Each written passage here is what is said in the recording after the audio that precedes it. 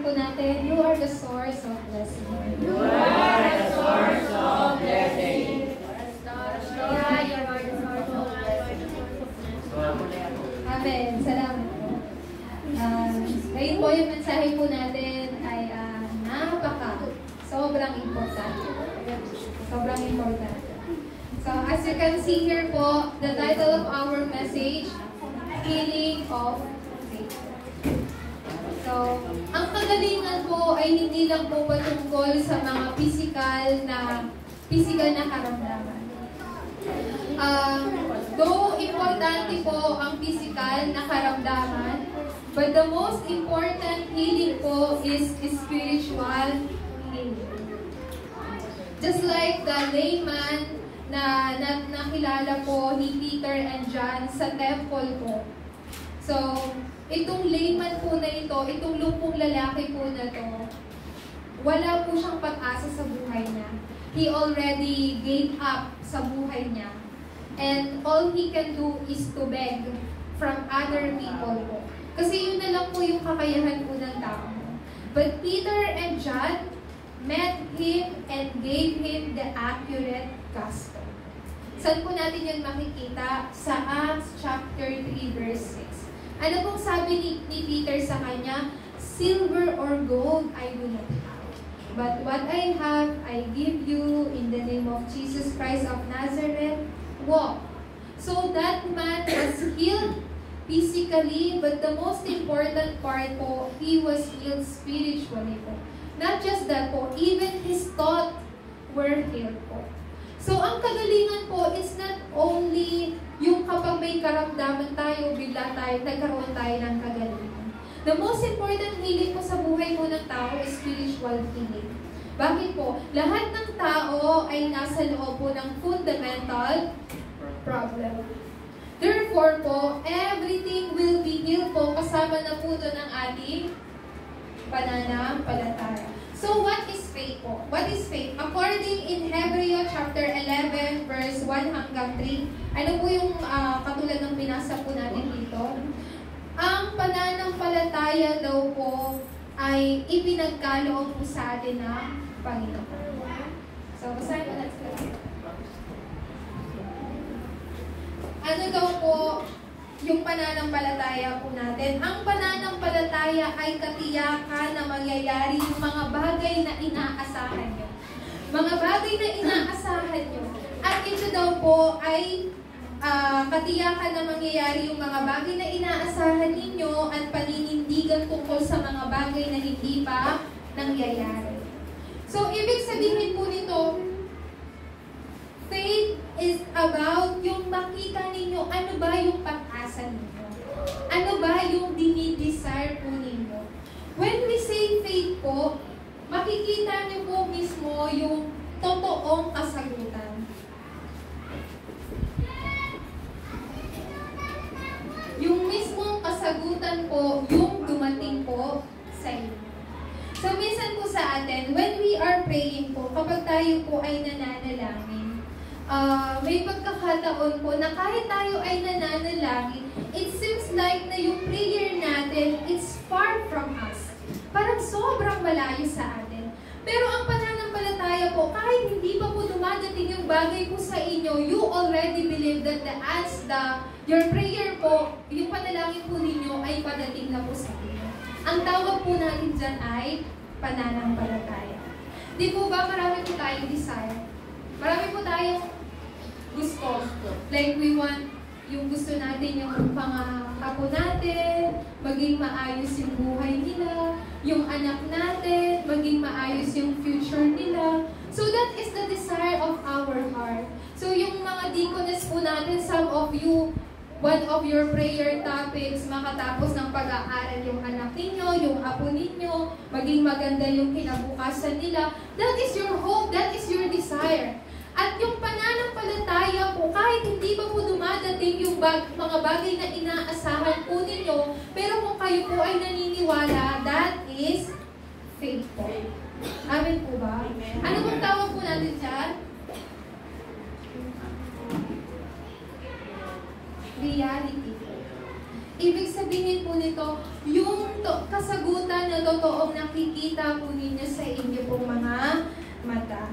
So, ano rin naman po dito, what is faith? According po sa verse 1 po, mga bagay, paninindigan tungkol sa mga bagay na hindi pa po natin nakikita. What are the things na hindi pa po natin nakikita? Future.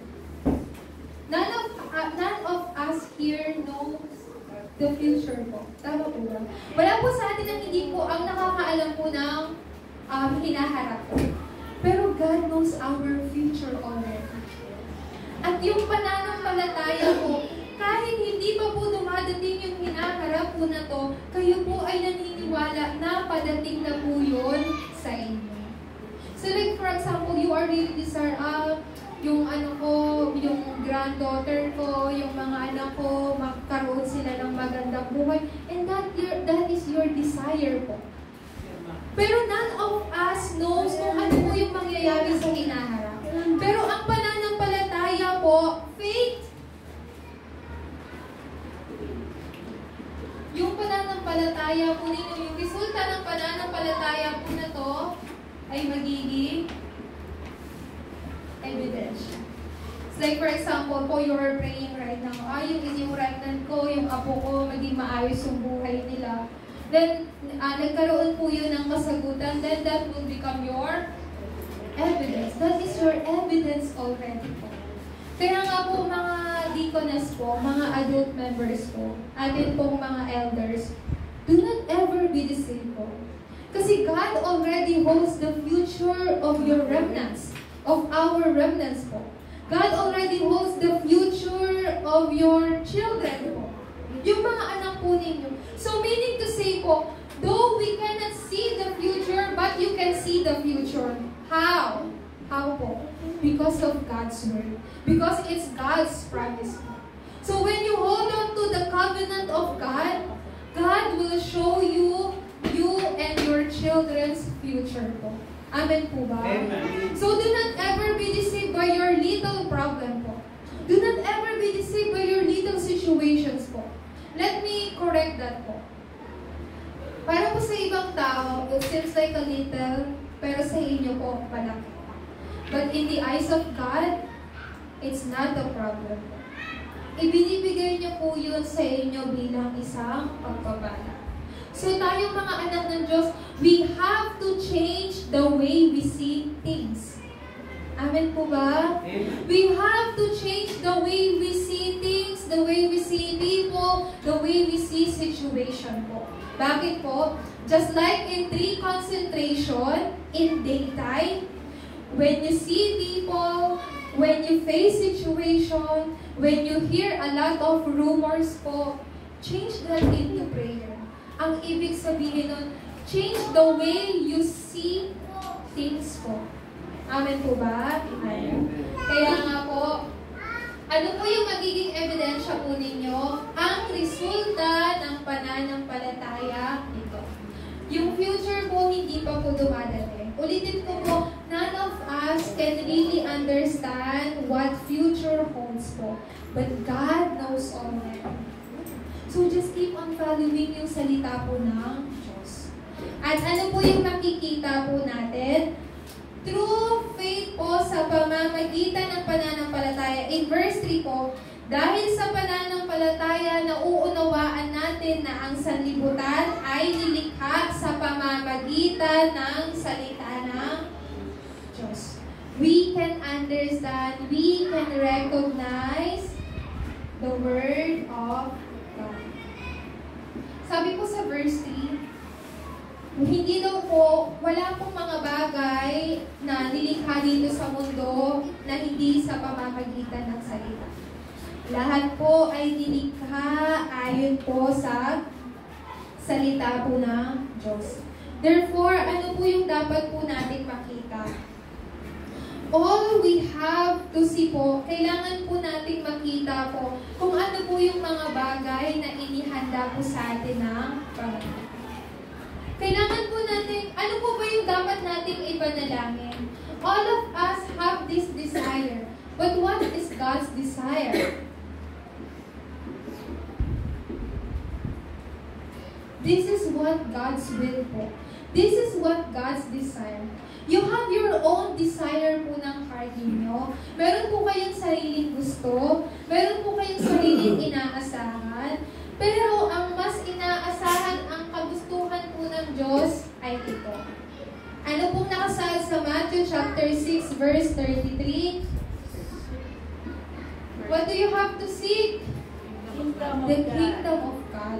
Sabi ng Panginoon, do not seek for anything. Don't seek anything else, but you have to seek my kingdom. And do you know what God, ano po yung ipinangako po ng Panginoon dito? When you seek my kingdom, ano pong sinabi niya? Everything that you need, lahat ng pangangailangan mo ay ipagkakaloob sa iyo, ay ibibigay sa iyo. Alam na po natin yun, di po ba? Kasi alam naman po natin yung pangangailangan natin. But the key point here, you have to seek God's kingdom. How can I seek God's kingdom? Kayo po ay kaharian po ng Diyos. Sa pamamagitan po ng pagsamba at panalangin, nakikita po ninyo ang kaharian po ng Diyos. Sa madali pong salita, in God's kingdom, there is righteousness, peace, and joy po. Amen po ba? Amen. So, kapag makita niyo po yung evidence po na to, you will be called as a witness. Witnesses of ano po? Witnesses of faith. Saksi ng pananampalataya. Bakit po? Ulitin po ulit natin. Ang pananampalataya daw po, ang pananampalataya ay katiyakan na mangyayari yung mga bagay na inaasahan nyo. Mga bagay na inaasahan nyo at paninindigan tungkol sa mga bagay na hindi pa nangyayari. That is faith po. Just remember this one thing po. Kapag nananalangin po kayo, just believe na yung kasagutan ng panalangin po ninyo ay dumadating na sa inyo. Huwag niyong iisipin na masyadong malayo pa yung kasagutan ng panalangin. Just believe that the answer of your prayer is coming to you right now. Coming to you na po. Coming soon. Kaya, ayun po ang pananampalataya. So, ano po yung dapat po natin unawain? First, ang pananampalataya ay nagmula po sa Diyos.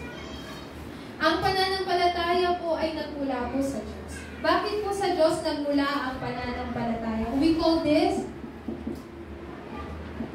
fundamental faith.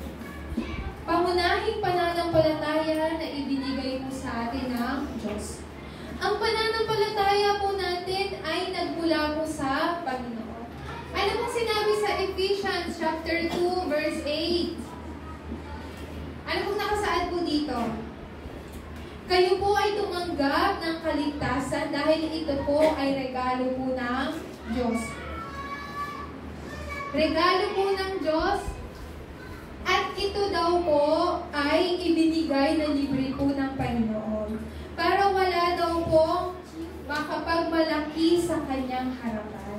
Because this faith, that faith is come from God po. Kapag yung pananampalataya po natin ay nagmula po sa atin, eventually tayo po ay, tawag po nito, magkakaroon ng kahinaan, we can face our limitations po. But according in Romans chapter 10, verse 17, ano pong nakasabi po dito? Faith comes from hearing. Faith comes from hearing. Hearing through the word of Jesus Christ. Bakit daw po kayo merong pananampalataya? Kasi ang pananampalataya daw po ay bunga ng pakikinig ng salita ni Kristo. What is this word of Christ? This is gospel po. What you are listening right now is gospel po. What you are listening right now po is not just a mere word of God po, but what you are listening right now is the accurate gospel of Jesus Christ. Do you know po, why Peter was able to confess that, Lord, you are the Christ of the Son of the living God? Bakit po? Ano pong sinabi ni Kristo sa Matthew chapter verse 17 po? Ano pong sabi ni Kristo? Blessed are you, Simon, son of Simon Peter, because this was not revealed to you by man, but by my Father in heaven. What is the meaning of that po? Hindi po nanggaling yung pananampalataya kay Pedro o sa ibang tao. Pero, ipinakita po yun sa kanya o itinanim po sa kanya ng Diyos yung pananampalataya niyon. That's why he was able to confess. Yung Matthew 16:16. Ang pananampalataya po ay mula po sa pakikinig sa salita ni Kristo. At ito po ay mula po sa Diyos. Yung pananampalataya po natin. That's why faith that comes through Jesus Christ. Ano po ulit yung nakasaad po sa Acts chapter 3 verse 6? Ito po yung sinabi ko po sa inyo kanina. Ano po sabi ni Peter? Silver or gold I do not have, but what I have I give you in the name of Jesus Christ of Nazareth. Walk. But in verse 16, can we read po? Should we read all together? Gawa chapter 3 verse 16 po. Nakasaad po rito, ang kapangyarihan ng pangalan ni Jesus ang nagpagaling sa lalaking ito. Nangyari ito dahil sa pananalig sa kanyang pangalan. Ang pananalig kay Jesus ang lubusang nagpagaling sa kanya tulad ng inyong nakikita. Nautuhan po ba natin? Ano po ulit sabi dito? Ang kapangyarihan sa pangalan po ni Jesus. There is power in the name of Jesus Christ.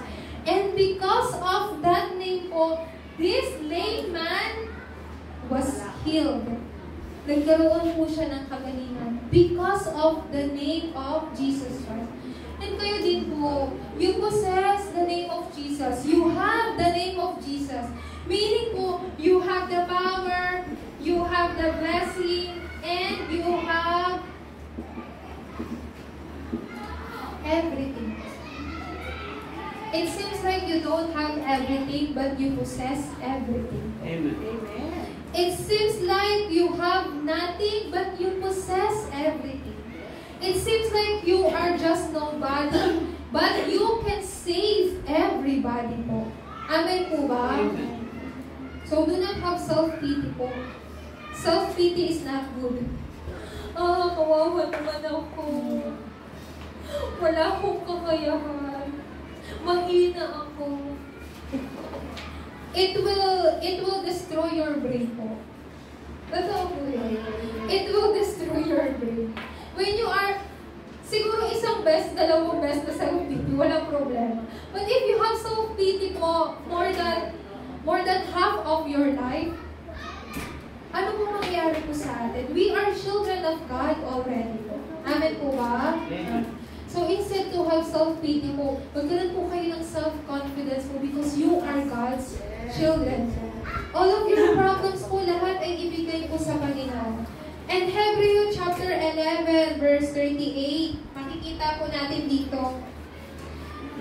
In chapter 11 po, kung papasahin po ninyo yung chapter 11, ito po yung mga taong may pananampalataya. People of faith. They are called people of faith. If you read po yung whole chapter ng 11, you can find here po, dahil sa pananampalataya si Abraham, dahil sa pananampalataya si Enoch, dahil sa pananampalataya si Abel, dahil sa pananampalataya, etc. Dahil sa pananampalataya. Ibig sabihin po nito, yung mga ganito po mga klaseng mga tao, the world cannot bear it. Meaning to say po, yung mundo po hindi sila kayang lagpasan. Just remember this po, Satan cannot overcome you. Amen po ba? Even the world cannot overcome you po. Bakit po? You have the power of Jesus. Just think about this po. Si Jesus po ay makapangyarihan. How can Satan overcome Jesus? It doesn't make sense, di po ba? So meaning to say, you possess the power of Jesus. So Satan cannot overcome you po. So basahin po natin sa Hebreo chapter 11 verse 38 para alam po natin. Ayan po. Hindi karapat-dapat sa kanila ang daigdig.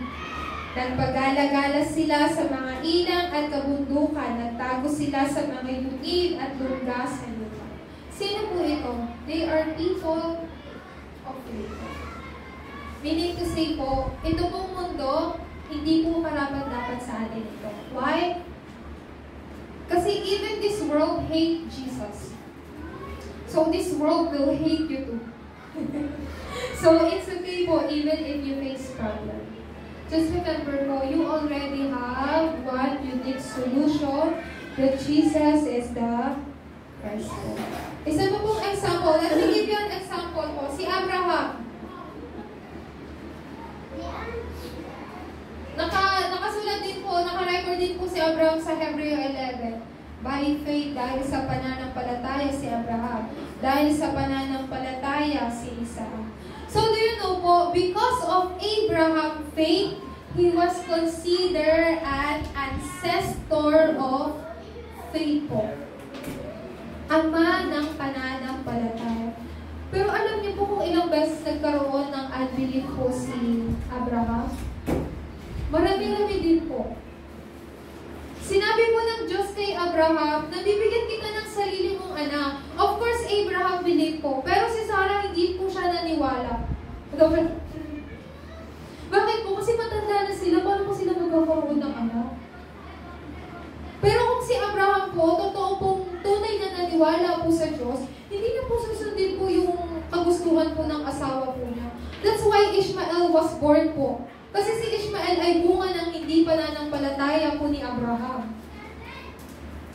Pero, at the exact after 25 years later po, si Abraham po nagkaroon ng sarili ng anak, si Isaac.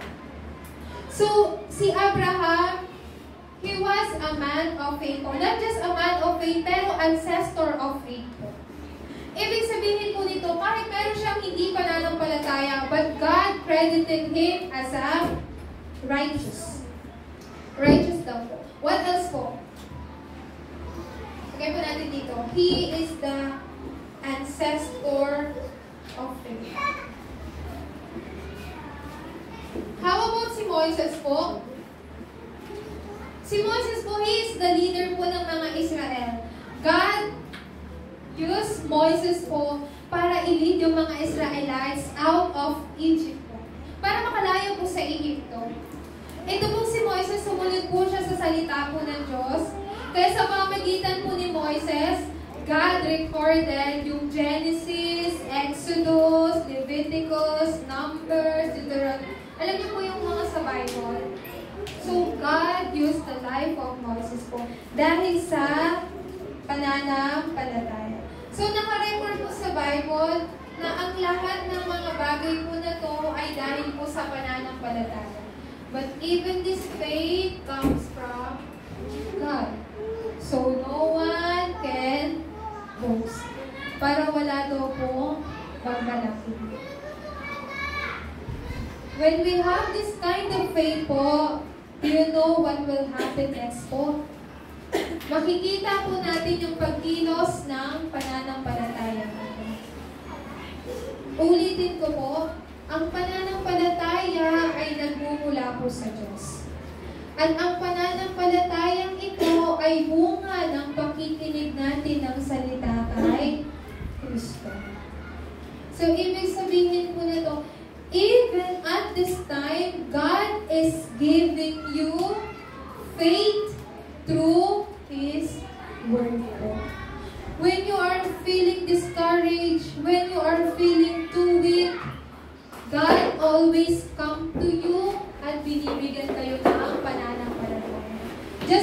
Abraham. Abraham, how many times he has unbelief, but God always come to him and gave him strength. Tapos, binibigyan siya ng pananampalataya. Si Moises po. Si Moises, bago po siya sumunod po sa Diyos, marami po siyang reklamo. Panginoon, hindi ko ito kaya, matanda na ako, hindi ako marunong magsalita. Gusto na siyang patayin ng Diyos. Pero masyado pong mahabang pasensya po ng Panginoon eh. Kaya ano pong sabi ng Diyos? Do not be afraid. Kung natatakot ka, dalhin mo yung kapatid mo, si Aaron. Doon sa harapan ng Pharaoh, para hindi ka matakot. So he brought his brother with him po. Pero lagi pong nagbibigay po ang Diyos na kanya. Just like that po. When you are feeling too discouraged, when you are feeling too weak po, God always come to you and give you strength, give you faith through the Word. Amen po ba? Amen. So when you have this faith po, when you hold on to this faith, you will see the Word of this. Makikita po ninyo yung pagkilos ng pananampalataya. Ibig sabihin po nito,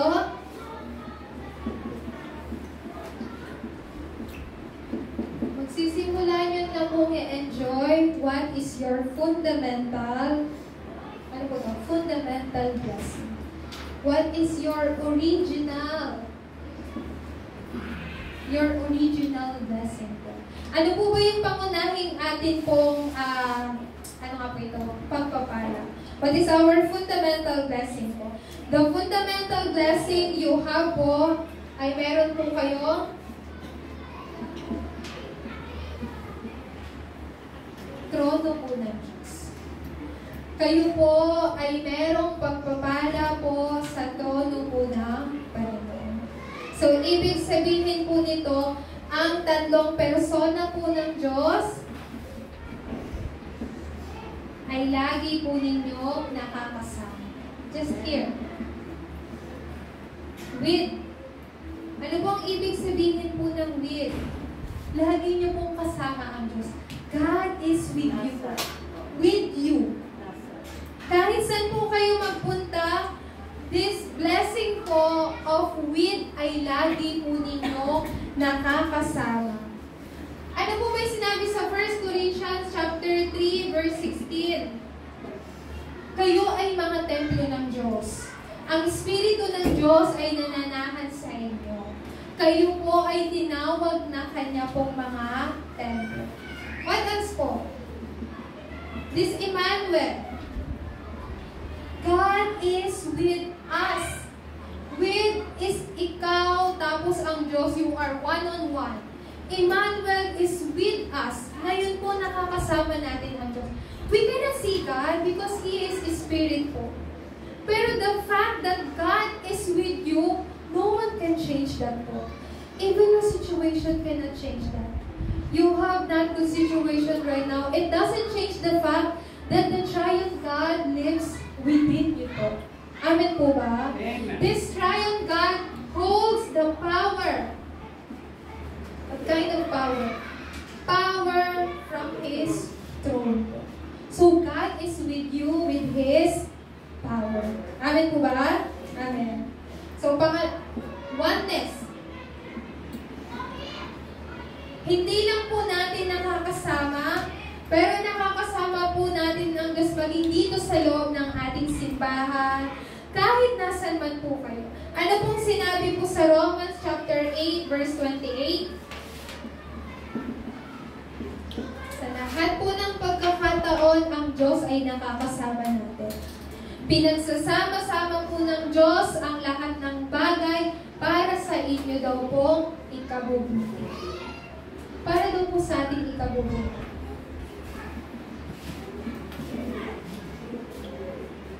Emmanuel means God is with us. Nakakasama po natin ang Diyos. Kaya po, ano po dapat yung susunod po nating makita?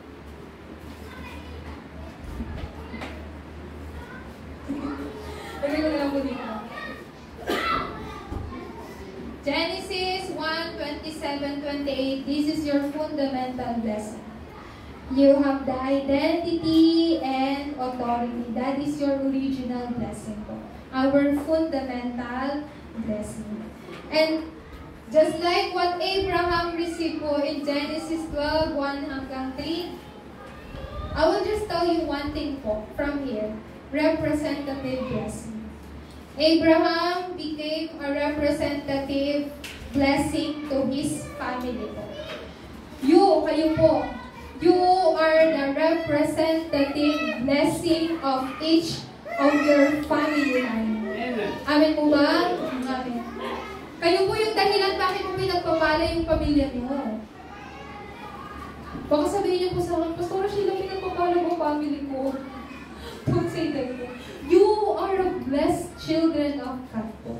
Because of you, your family and family line will be blessed in God. Let me tell you something. Through Abraham, sino pong na-bless? Si Isaac. Anak niya po si Isaac. Sino pong anak ni Isaac? Joseph. Sino po si Joseph? Apo ni Abraham. Si Joseph po, kilala niyo po si Joseph, pinagpala din po si Joseph. Not Joseph, Jacob. After ni Jacob po, si Joseph. How many family lines were blessed po? 4 generations. 4 generations. Abraham, Isaac, Jacob, and Joseph po. So you are the representative blessed. Kayo po yung representative po ng inyong pong family to be blessed po. Huwag magpapadaya po sa mga problema. And what else po? What is your fundamental healing? Our fundamental healing po sa ating pong buhay. Our life. Ating pong pamumuhay. God, pinaka-importante pong healing is yung from fundamental problem. We are already set free from Satan, sin, and curses po. The background of hell. You are already set free from here po. Your past, present, and future is already healed po. Wala na rin po tayo. We are no longer in 6th faith po. 6th faith or 6th destiny po. We are no longer here po. Kasi God gave us the fundamental healing through Jesus Christ. And what is our fundamental power po? Let me just say one thing to you po sa fundamental power. What God gave to us po, kapag kayo po ay nananalangin, you are transcending time and space. Alam niyo pong ibig sabihin po nito? Kahit dito po kayo nananalangin, but your prayer po, kung saan-saan po umikot. So let me just explain it to you in a simple way lang po. You have your children po. When you are sending your children to school po, you do not know what they are doing in school po. So you feel anxious, you feel worried. But when you pray ipanalangin niyo po sila, Lord, as my children go to school, may the Spirit of the Triune God be with them. Amen po ba? Amen. Lord, as my children study in their school, please send them the angels to protect them. Amen po? Amen. So that is transcending time and space. What else po? What is your power po? You have the power, you have the authority. What kind of authority po? To destroy the power, the one who holds the power of the air. Meaning po, you have the authority to destroy darkness po. Who is the one who holds the power of the air? Satan. Si Satanas po. So you have the authority to break Satan's authority. Satan's po. Para po sa ating pong conclusion, can we read together po? Faith comes by hearing. Hearing what? Hearing the word of Christ. But this word, where po? Where? Pulpit. This is pulpit po. Pulpit message. Where do we hear this pulpit po? Where or when? Time of worship. Let me be clear po. Worship is everything po. Wala na pong mas importante pa sa oras ng pagsamba. Worship is everything. Everything is in worship po. So, pangalawa po, you will have this assurance of victory. Saan po kayo magkakaroon ng victory?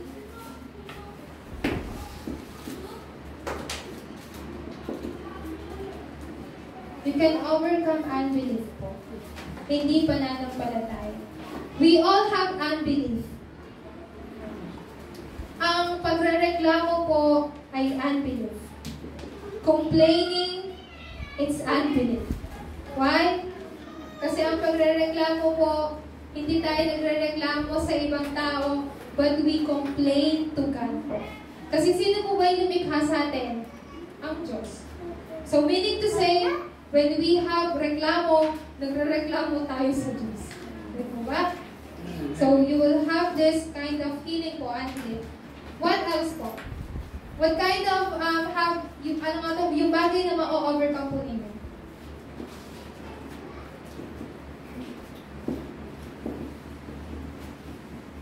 Si Satanas po at ang kasalanan. Temptation po. Temptation. Tayo hanggang ngayon po nagkakaroon pa rin tayo ng kasalanan. It is true. But God gives you the power to overcome every sins and world temptation.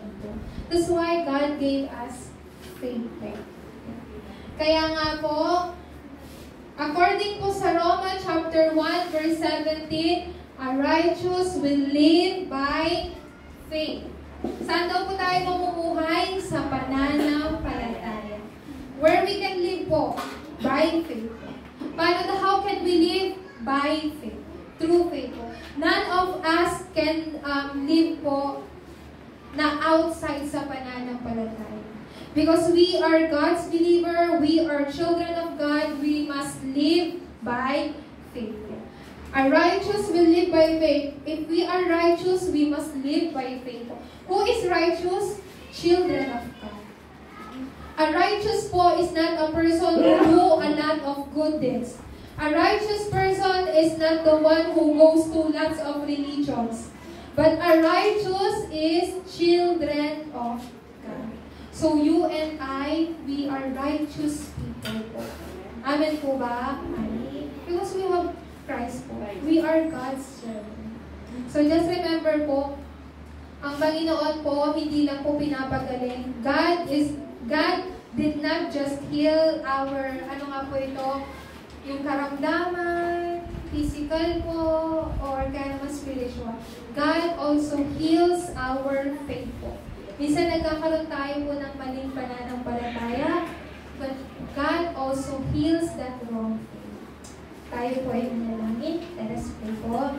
Father God in heaven, thank you for allowing us to receive your word today. Thank you for allowing us na magkaroon po ng tunay na katiyakan sa pananampalatayang ipinagkaloob niyo po sa amin, Panginoon.